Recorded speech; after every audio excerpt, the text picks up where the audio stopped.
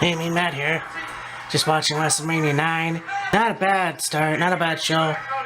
I can't wait for Wrestlemania 32. It should be great.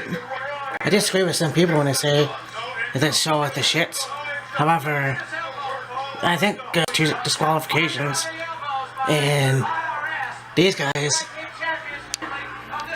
banged up, facing, and thankfully losing to Money Incorporated.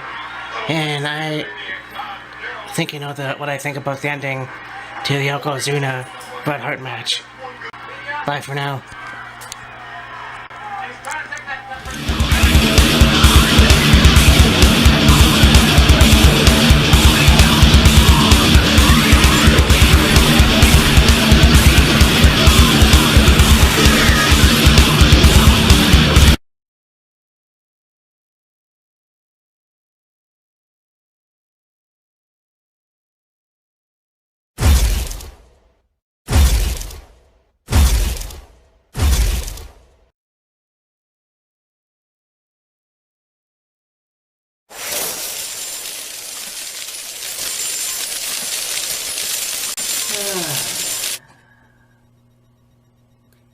Hey, me and Matt here, and we're going to talk about WrestleMania 9. Now, I know I talked about that in 2017. You can look at that up here. Oh, fuck. Yeah, right up there. Yeah, there it is. So, yeah, you know what? This wasn't the worst thing. I mean, obviously, when I saw it as a kid, it was pretty cool. You know, I was a wrestling fan born, so, like, I didn't really give two shits about how bad it really was. But looking at it right now, it wasn't too bad, so I contradict myself there, but it was an interesting show, to say the least. And I mean, it was in Caesar's Palace, Las Vegas.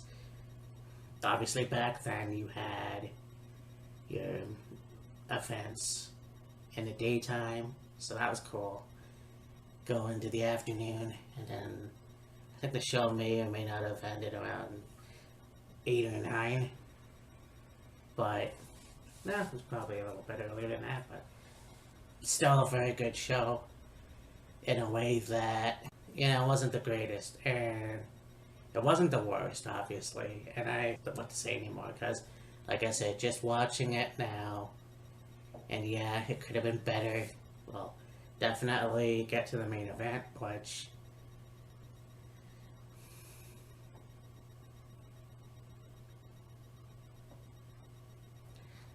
let's get to it. We start off with the pre-show, dark match, if you will. The Matador Tito Santana defeating Papa Shango. Of course, Charles Wright made his debut in Papa Shango at WrestleMania 8. He missed his cue in the main event, which I thought was kind of interesting, but Charles does say that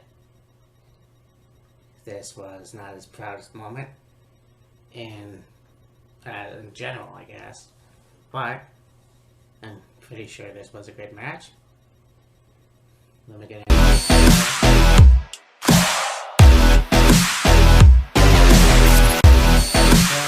Shawn Michaels. You got Tatanka with Sensational Sherry in his corner. And you got Luna Vachon, which was in Shawn Michaels' corner. Now, Luna just came in as a precursor to Sherry Martel, so she would have someone to feud with. But basically coming into her own later on would be teamed with Bam Bam Bigelow. So it was a good match, and you obviously thought Tatanka was gonna win, but the fact of the matter is that never happened, and they've had a lot of matches together. And for some reason, Tatanka being in WWF, it didn't seem to click. I don't understand why. You know, I understand that if it wasn't the WWF champion, but at least he could have been Intercontinental champion at this point, and then have another match with Shawn Michaels, but that didn't happen. And there's a rant that I made, you can watch that. Find it, watch it. I made several rants about that. It's just fucking stupid. It really is. I mean, that was Shawn, though.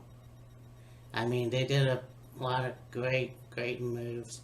You know, you have Shawn obviously do the super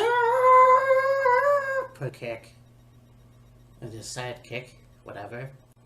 You have the Samoan slam, but that didn't work. So yeah, Shawn ended up going over, and Tatanka ended up getting his in the end, and of course carrying Sherry off. So yeah.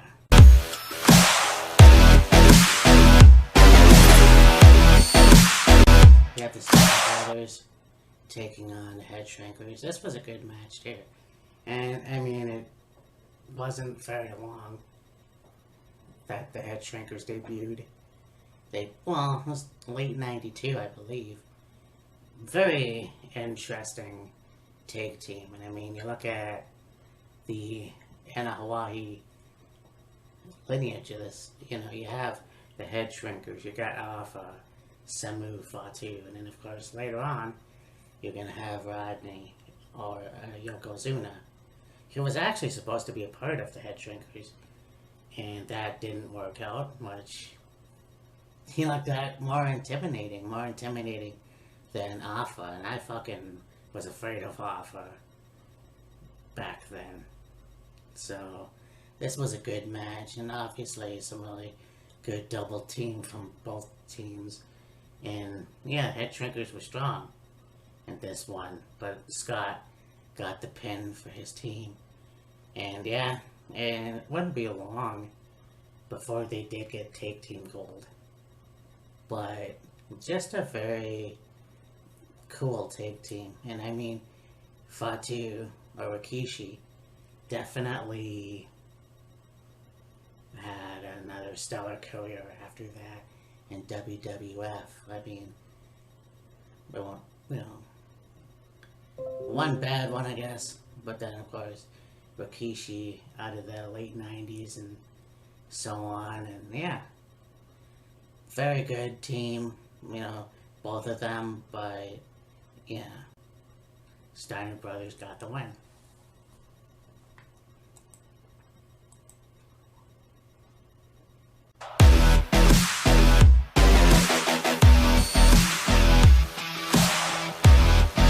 This match, Doink the Clown versus Crush, and yeah, they went back and forth. Now, I mean, I believe it was late 92, I think it was. I'll have to look it up. And I still remember watching it on TV. You know, you have Doink and Crush just, you know, somehow making peace. And then Crush turns his back and Doink pulls out a fake arm and just beats the shit out of Crush with it.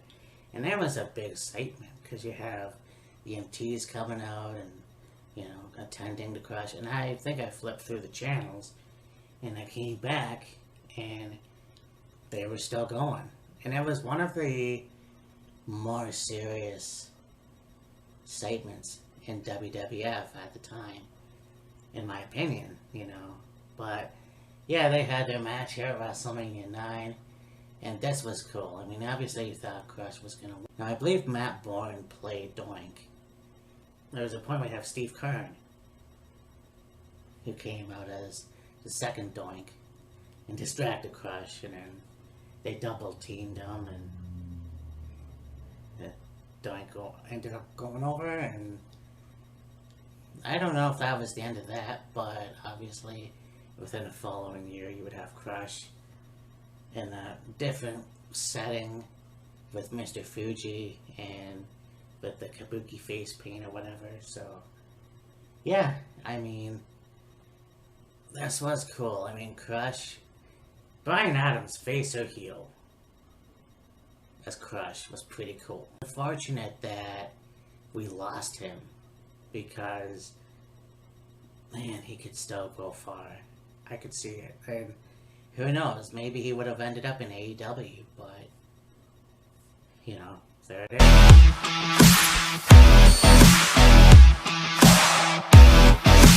We have this match, Razor Ramon taking on Bob Backlund. And Bob Backlund came back, and obviously we know the history, you know, the guy who wrestled in the 70s, became WWF champion, continued on, and then, you know, so on and so forth. The interesting thing that I found out that really kind of irritates me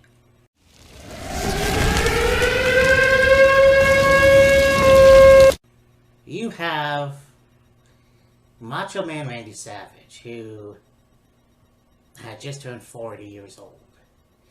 And apparently, from what I hear, Vince McMahon goes, alright, we're going to put you on commentary, because you're too old to wrestle.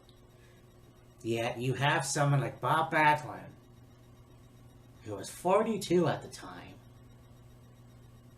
Maybe 43, who knows. And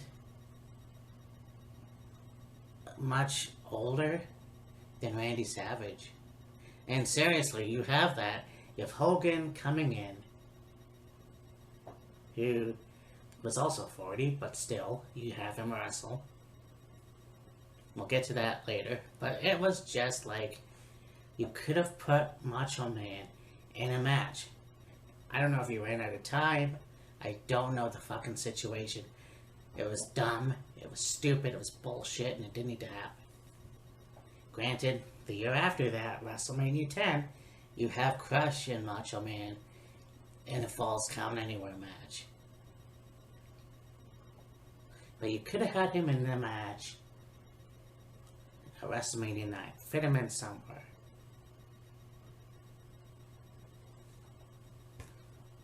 But, yeah. Yeah, it's just weird, but this was a good match too. Razor went over. You know, Bob would actually have better momentum through the years going into 94 as a heel. Which heels always do better. You know, he'd eventually get the WWF title from Brett at the Survivor Series. So,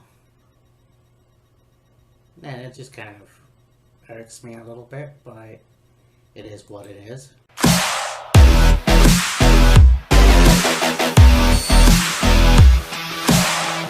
Money Inc.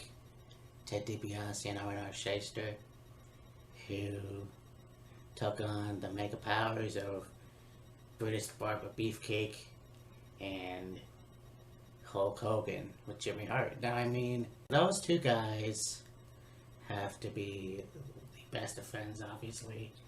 I think that Terry and Ed have a long history together, and then at this time, obviously, Brutus had the boating accident. There was a incident with Hogan. I don't know what happened. Terry's eye got all fucked up, so yeah, you know, coming in, you have Brutus with the face, yellow and red mask, and then Terry coming out, Hulk Hogan with the shiner and all that. This was a pretty... Actually, it wasn't bad. It wasn't a bad match. Kind of wish it didn't end in disqualification, but, you know, Money Inc. left a little early. They got called back in. There was a point where they cheated. I think, you know, R&R Shyster had the briefcase on the outside hitting Beefcake. They eventually took his mask off. You know, so I mean... Yeah, they kept the titles, but just you wait.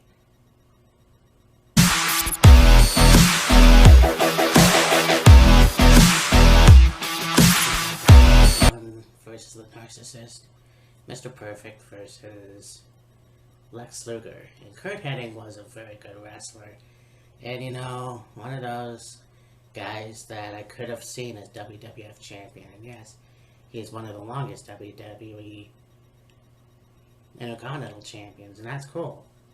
You know, that's cool. But just, knowing what it could have been like for him as the champion.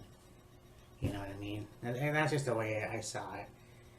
But this was a good match. And I mean, you didn't know what was going to happen. There was some cheating involved. And have Mr. Perfect have his foot, both feet on the ropes actually. Ref didn't see it when Lex did a roll up and won the match. So you have, Mr. Perfect going backstage and he sees Lex and Shawn shooting shit and then beats the shit right out of Lex Luger, and then Shawn gets involved beating up Mr. Perfect. So later on, in a few weeks, they would have a feud. So, I mean, that would be interesting too, because, I mean, having to talk and not win the title, you could have had Kurt go over, but Mr. Perfect never got another title in WWE again, unfortunately.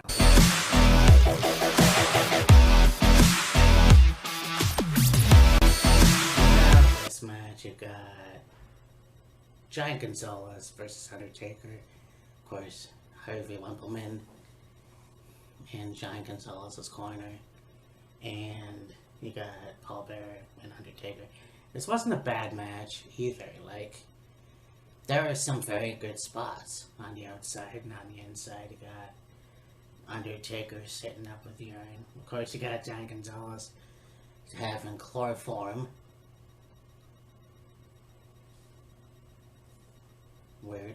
You have Undertaker coming back though, but it ended in disqualification anyways. But yeah, this wasn't a very good match after all, I guess. It was alright. But that entrance though, so yeah. And it's funny because I think that Jorge was pitted as not being a very good wrestler. I mean, when he became El Gante, or whatever, I don't think was still a good wrestler. I mean, and that's too bad, I mean, he was a guy who was over 6 feet. I don't even know how big he was, or tall, for that matter, but, the feud with The Undertaker wasn't too bad. It was another competitor, and for the first time since The Undertaker debuted, was somebody who could kick his ass, basically. And I think he did win a match. But, you talk about Bryan Adams. I think Jorge Gonzalez, if he was alive today, who knows where he would be. Whether he would be in AEW or go back to playing basketball. Who knows? It's one of those things that you just kind of wonder. I mean, Bryan Adams was a better wrestler, but we'll see. It would be cool. It would be cool.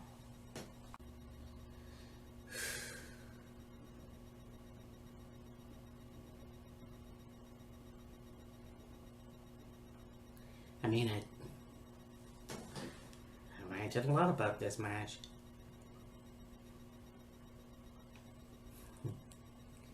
It's just one of those things where you can't say enough about a match that you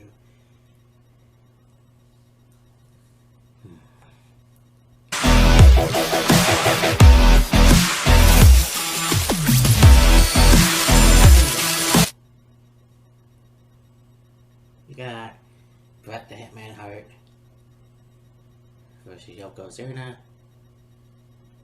By the way, I still love Bret's singlet. Well, for this match anyways. But, there's a legend that happened. Maybe a legend, I don't know if you want to call it that, but a story anyways that Bret said that Rodney had. Remember the first part of the match, but forgot the last part. So they had to improvise on that. It was a pretty good match. I mean, you have Yokozuna, who at that time wasn't as huge, so he was fragile. He can do a lot.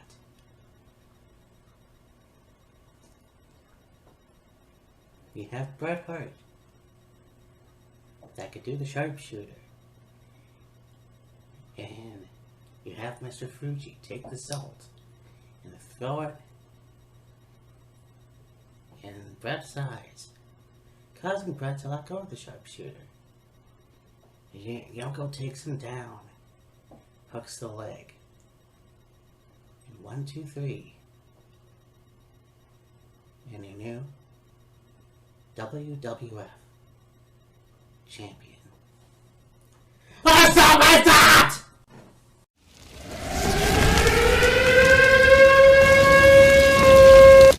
So let me get this straight. You have Hulk Hogan, somebody in the past, somebody in a lot of WrestleManias was the champion, and couldn't help himself. Motherfucker couldn't help himself. No. So, you know, he has to confront Yoko in the ring, and then of course he's outside, and Bret's got his eyes covered because he's got salt in him and all that. Telling Hogan to go in the ring. Mr. Fuji challenged him to a fight with Yokozuna. Hogan, of course, accepts. I don't know what fucking planet this was on. Terry denies this, but I don't care. You know, this didn't need to happen. I mean, Yoko just had a match.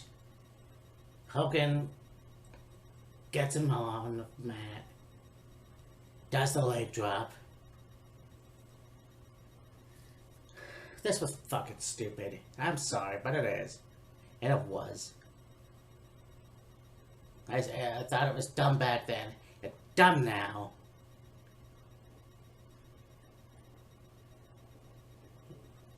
And for what? Oh yeah, we're gonna have Yokozuna and Hulk Hogan and doing a bunch of house shows in Europe. And could have easily had Hogan face Yokozuna at a later date. But nope, couldn't do that. Okay. First King of the Ring back in a long time, and basically Hogan right then and there gets his ass handed to him by Yokozuna. So what fucking point was this? And I don't care what anybody says. I'm sorry, but you know what? Bret was the WWF champion, and Yokozuna won the 1993 Royal Rumble. And yes, this was the first time a face champion was going against a heel challenger. But still, this wasn't fucking sending the people home happy. You could have left with that. You could have kept the match the way it was. And to have Hogan deny Bret a match for the title was absolute fucking bullshit. Because it's not 1988, it's not 1990, so it's 1993, and Hulk Hogan had to be your WWF champion.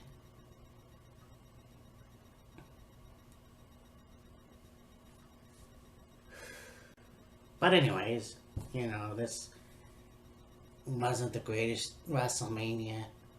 It wasn't as bad as I remember watching it again. Could it have been better? Sure, but it could have been a hell of a lot more worse. So anyways, we got WrestleMania 39 coming up. Also, Stand and Deliver, I think. But Wheels of Fury will be back. So that's going to be a lot of fun. I can't wait. Honestly, I can't wait. But anyways, yeah, we'll talk to you later. Bye. So you know that them cutting WCW was a long time coming. But I think that there's this myth out there that Jamie Keller Gnarly. that's why he took pleasure in cutting WCW. I don't think that's the case at all. Because if you look at some of his earlier interviews, like